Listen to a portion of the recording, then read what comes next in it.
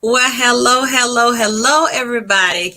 Welcome to Money Talks with Ayanna Smith. And I am your host, Ayanna Smith, and I am a financial professional and I help people make and save money in a tax-free manner. Yes, in a tax-free manner. And yeah, we're just here to jump into some things this evening to talk about and continue talking about some of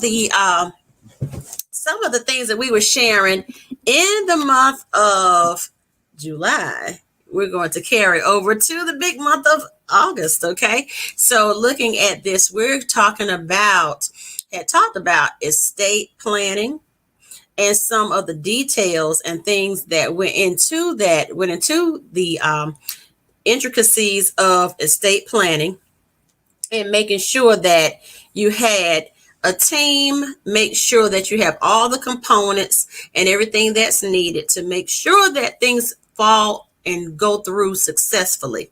So with that being said, we're looking at today, whenever you're following and watching the replay, we're looking at estate planning and more because we want to talk about the importance of we talked about having the will, the advanced directive, and the power of attorney, and all those things of that nature. And so we wanted to make sure that we covered that, went over that, and still dug in and looked at basically some of the details of how that's supposed to look. And so we talked about having a team with our estate planning lawyer, with our financial professional, with our primary care doctor, whatever doctor that you go to the most for whatever you have going on. Make sure that you have that person who is your executor, your power of attorney, the person that is going to handle things on your behalf, speaking for you when you are unable to speak for yourself. And just make sure that those people are in place so that your team can run fluidly and succinctly and successfully. So we're going to we're going to check out and look at some things where it talks about making sure after you assemble that team. We wanted to look at what's the estate planning and the advanced directive, because oftentimes we don't fully understand the pieces and the components that go into what's needed to really fluidly get that estate plan going and growing. Okay, so when we look at the advanced directives, you may say, gosh, is this still talking about money? It absolutely is talking about money, because it's all in the way we plan. It's all in how things continue and go out. So we're going to look at estate planning, advanced directives. What are they and why are they important? So we have basically two types of components that go into the estate planning. Okay, we'll go into the advanced directives. I would say they also referred to as AD. So when in the medical world, they will ask you, do they have an AD on file? Do you have the advanced directive? And then how does that function? And hopefully we can get into the details pretty much that will hit and skim both of them with some success tonight. So we have two types. The most common types of advanced directives, ADs, are the one, living will, and two, the durable power of attorney for healthcare, sometimes known as the medical power of attorney. Okay, so when you're looking at that, this within that advanced directive, you have two types. You have a living will and you have a durable power of attorney for healthcare, sometimes known as the medical power of attorney. Of course, the power of attorney, the person who's the executor, who serves as the decision maker over your wishes once you cannot speak or you become incapacitated or pass away. That's what the estate planning, all of that does, and serves in that capacity. Then they're different when we want to say, looking at the different types of advanced directive formats. that will be specific to your state, because every state has different laws, and some are created by lawyers, some are created by the patients themselves. And so the state laws and courts really decide whether the documents are valid or not. So you have to make sure that you are in alignment with how you're putting the documents together. If you need a lawyer to do that, or if you can do it yourself, then you want to make sure that it is still going to be recognized by the courts in the event of your incapacitation, meaning you cannot speak and you're still living, or you pass away, and that means, of course, you can't speak at all. So you want to make sure you know that. So before you create that advanced directive, you want to make sure that you talk to your healthcare provider and your loved ones, and at least one person who can be that spokesperson, who can be that person that's going to carry out your wishes. We often talk about that because you need to have that team. It's so very important that you have the team, and the team will help you to carry out your wishes. So looking a little further, excuse me, before you, like I said, before you create that, you want to make sure that you have your healthcare provider, your loved ones, and at least one person who can be your proxy, or or an agent, a substitute. Well, I would say this, a substitute decision maker. That's who that person, that proxy is. And you want to make sure that you tell them all about your situation, your wishes, your fears, because they're the ones who will help you to put your wishes into effect while you're of sound mind. If you are then unable to do so, it's already taken care of. Hope that makes sense. And then look at this. You can usually get your advanced directive forms for your particular state through the State Bar Association. So that's one way to get your forms. I help people make and save their money and get life insurance and all those things in place. But we also have information and connections to be able to help you to get these types of things done as well, through some of the services that we provide. So we have to talk about that in a personal appointment so that I can hear your wishes to make sure that we're getting you on the right track and getting on the right road to getting these things in place. Because statistically, I was checking some statistics. I always like to do that.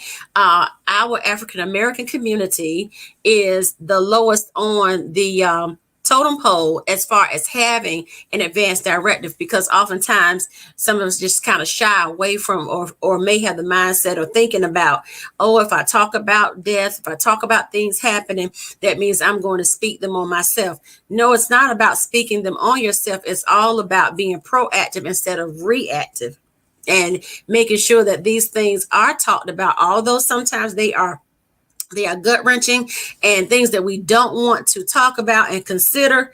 Please know that even if I always say this mantra, money is always talking. Even if we aren't talking about it, of course it is. Absolutely true. But things do happen. People do get sick with critical, chronic, and terminal illnesses, and they do pass away. And we don't have to talk about it, but those things still happen. So this is a way to talk and speak for yourself when you write it on paper, because most of the time, well, basically all the time, whatever is not written down did not happen. So with something not being written down, it didn't happen. And great evening to you, Miss Cynthia. Whatever you did not write down did not happen. And in the courts cannot talk to someone when they cannot talk for themselves. You can't speak for yourself. You have nothing written down, nothing documented, nothing on paper, nothing notarized, nothing legally filed in the courts by your lawyer, or some legal papers, documents for what you're trying to do. Then it's as good as not being done at all. So like I said, money is always talking, even if we aren't talking about it. And also, what we do not prepare for is going to speak for us and say that we lacked planning, we lacked being, we lacked sharing our voice. Remember, our voice can be heard beyond the grave or beyond when we get too sick to speak, when we have written it down and have someone to carry out our wishes. So we must remember that and not be so morbid about it, but just be proactive about it and basically take control of it. Take control of the situation and say, hey, for those people who like to be in control of everything, you can still be in control if you get your things written down and solidified and filed in the courts. Okay. So basically, thank you so much. Yeah, we want to make sure that this information is getting out. Okay, so let's dig a little deeper. Let's dig a little deeper here. All right, so we're going to talk about this evening we'll talk about the living will. We want to kind of break it up because we can't get into everything at one time. But this is what the living will does. Remember, we talked about there are two styles of that fits inside of the advanced directive. We have the durable power of attorney, and we have the living will. So we're going to talk about the living will, and then the next session, we'll talk about that durable power of attorney so that we will make sure that we are covering some things. And of course, if you have questions, put your questions, or you direct message me if you don't want everybody to see your questions. I understand that. If you have some questions about something, and I will try my best to give you the best answer. If it is a totally legal answer beyond what I am researching to share with you, we will most definitely have to connect you to an attorney, and we know some great attorneys that can help you along those lines, because we want to always be in order. And I am legally and professionally licensed to serve people and families with financial assistance in the avenues of life, health, and annuities, and then also in some of the debt consolidation and things like that, and tax consolidation. But we want to make sure when it comes down to the hardcoreness of how all of everything needs to play out and run and stream through with this estate planning, we do need to have those medical professionals and our legal professionals to make sure that these things are communicated and put in place properly. So let's look at the living will. So we're going to look at the living will. So pretty much here's how the living will functions. The living will is a legal document, and it's used to state certain future health care decisions only when a person becomes unable to make the decisions on his or her own.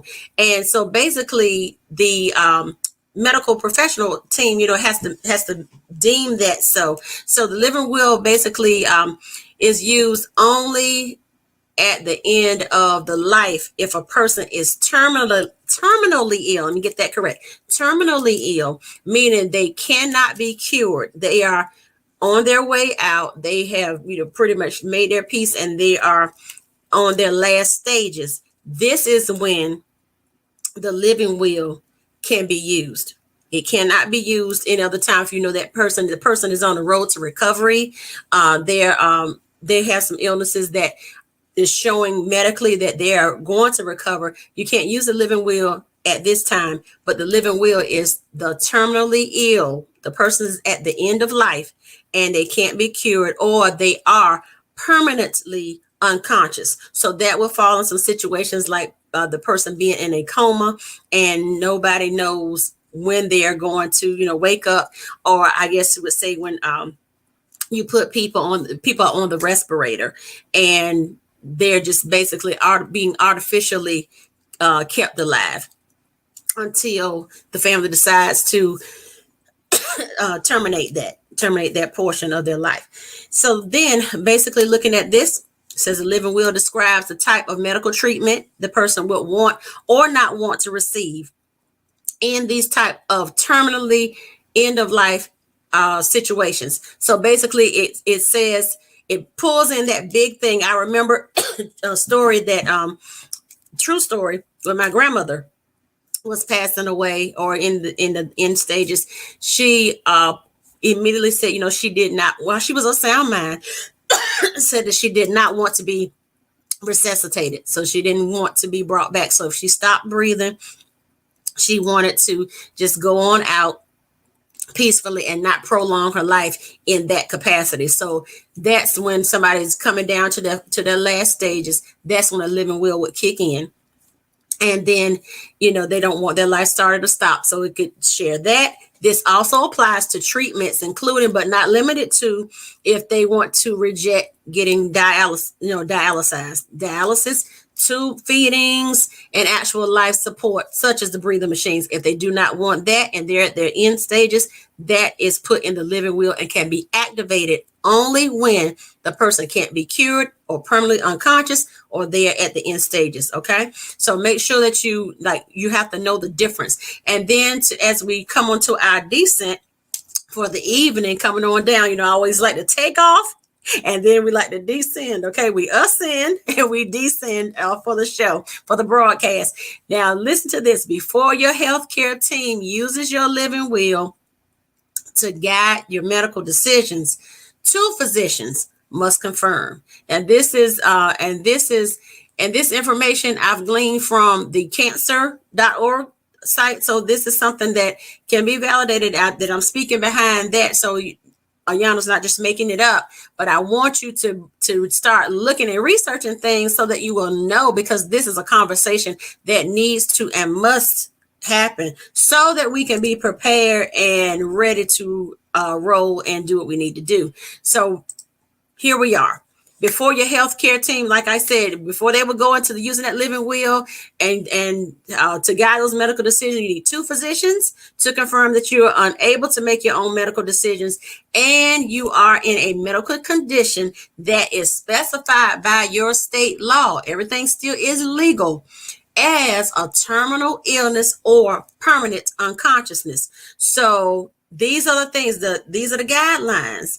And of course, like I said, get with a lawyer, an attorney, so that we can get those things really solidified, so you can get your wishes carried out in the event that you get incapacitated, cannot speak for yourself, or on that end of life, and you'll be able to speak for yourself through the papers that you've written out prior to things happening.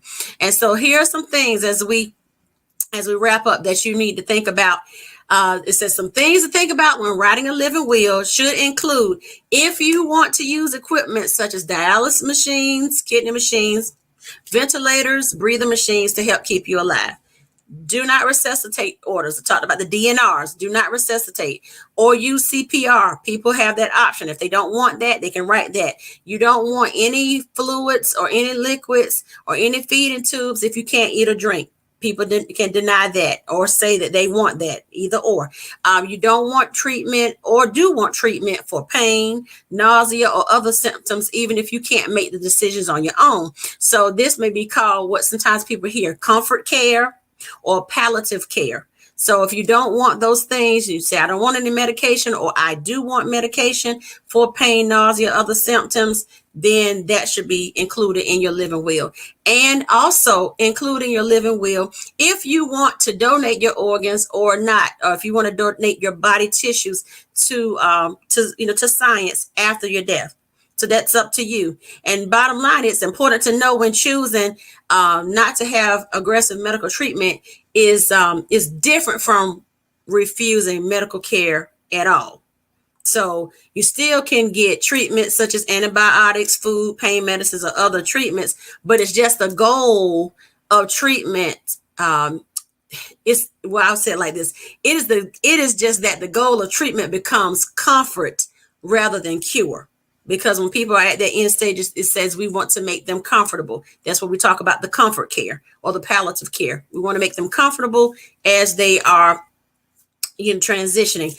Or it says you may end or take back a living will at any time. So know that you can change it because it's a living will. It's a document that you have the control of and how to write and make it make sense for you and how it's going to work. Basically, you have to go into the mind's eye of, how do I want it to look if I see myself, if I could have like an outer body and see myself lying on the bed, non-responsive, can't speak anymore, really just kind of at the end stages, how do I want my life to look and play out, and how do I want everybody to carry those things out? If you already know that people are going to be volatile in their emotions, it is best to go ahead on the front end and get these things in order so that it will be less grief and stress, and people won't have to figure out what folks want to do when they cannot tell you what they want. And so as we wrap up, remember the living wills vary, the laws vary from state to state, and you have to know the specific laws. So that's why each state, I'm not giving anything specific to any states, because you have to check that out for yourself.